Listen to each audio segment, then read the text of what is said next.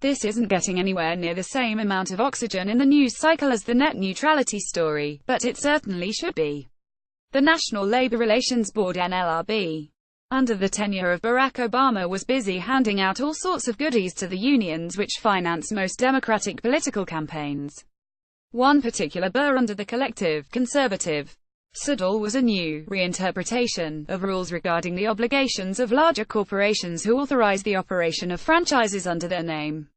I wrote about this back in 2015 when the rule was originally finalized, and it was a deplorable situation. The NLRB was basically trying to hold parent companies responsible for acting as the HR departments for all of their privately owned and managed franchises and subcontractors.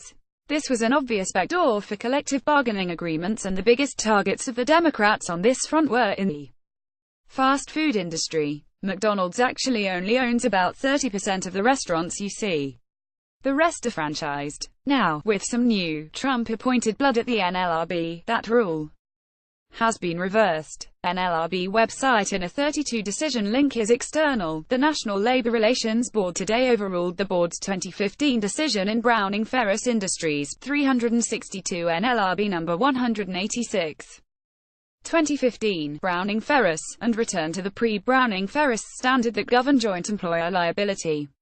In all future and pending cases, 2 or more entities will be deemed joint employers under the National Labor Relations Act (NLRA) if there is proof that one entity has exercised control over essential employment terms of another entity's employees rather than merely having reserved the right to exercise control, and has done so directly and immediately rather than indirectly in a manner that is not limited and routine. This sounds like some dry legalese which could put some readers into a coma, but the distinction being drawn here is important. The phrase joint employer is critical here. When a subcontractor or franchise owner agrees to have the parent company exercise direct, immediate control over their personnel policies rather than simply issuing guidelines which are left up to the smaller unit to implement and enforce, then the parent company is a true joint employer. In such cases, workers may wish to collectively bargain with the parent company or hold them accountable for labor law violations. But when the subcontractors are left to manage their own HR affairs, or the franchise owner is basically just renting out the brand name of the company, those conditions do not and should not apply. The NLRB has now wisely conceded this point. Of course, the description you'll get of this story at the New York Times takes a decidedly different tone. The ruling changes the standard for holding a company responsible for labor law violations that occur at another company, like a contractor or franchisee, with which it has a relationship.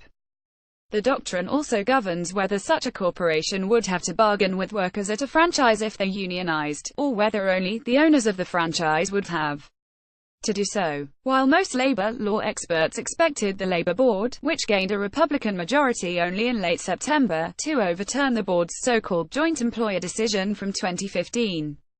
The speed of the change came as a surprise to many. "Frankly, it's shocking," said Wilma B. Liebman, a former Democratic appointee on the board who once served as its chairwoman. "Oh, yes. It must be shocking indeed that the NLRB would ask the business owners who are actually employing the workers and are directly responsible for them to deal with labor law enforcement or collective bargaining. And they're additionally shocked at how quickly it happened. Quickly. Trump has been in office for almost a full year. It took some time to get new appointments in place, but frankly, I'm personally shocked that it took this long. As I mentioned above, this distortion of the rules under the Obama administration was primarily a sop to the unions who have been trying to go after the fast food industry for decades. In 2014, the NLRB sanctioned McDonald's for the actions of a few franchises who they claimed had punished people who protested fast food restaurants. This effort later morphed into the Fight for 15 movement, which has always targeted McDonald's and the other big fast food chains. It's also why they're now moving more and more to automation and simply eliminating jobs. It's good to see the NLRB exercising some common sense. If you have a problem with your employer, take it up with your employer, not with the company that they may be renting your services out to or simply paying for permission to use as their brand name.